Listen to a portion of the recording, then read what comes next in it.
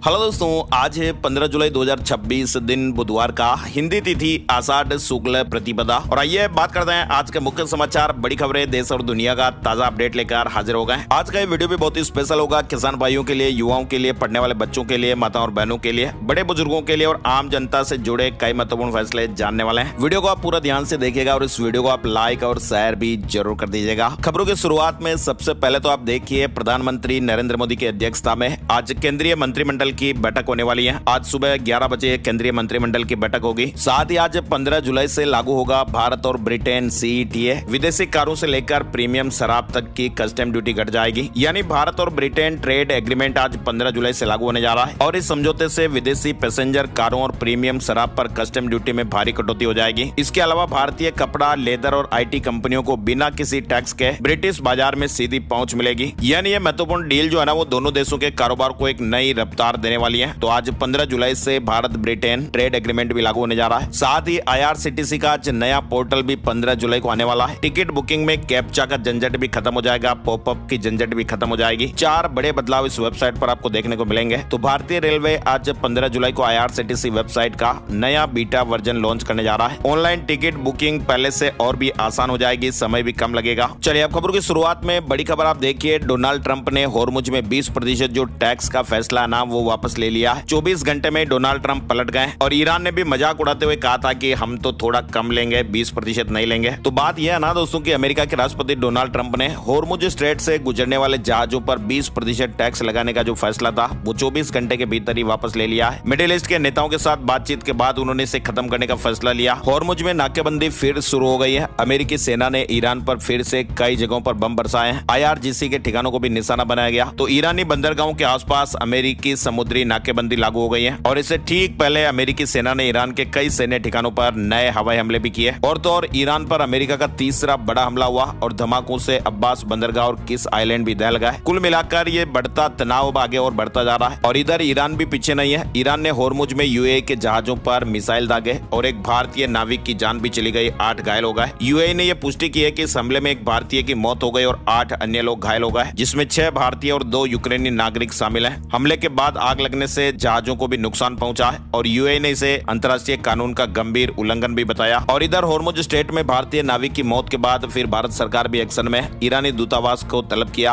विदेश मंत्रालय ने ईरान के डिप्टी चीफ ऑफ मिशन को तलब किया है और भारत ने हॉर्मुज स्ट्रेट में भारतीय नाविकों पर हुए हमले को लेकर ईरान के सामने विरोध दर्ज कराया। चलिए आगे बढ़ते हैं, बड़ी खबर आप देखिए, चीन में क्या कुछ हो रहा है। चीन में शी जिनपिंग की पूजा न करने पर 10,000 ईसाई को गिरफ्तार किया गया। पहली बार ये खुलासा हुआ है। हालांकि ये खेल अभी नहीं हुआ, ये बरसों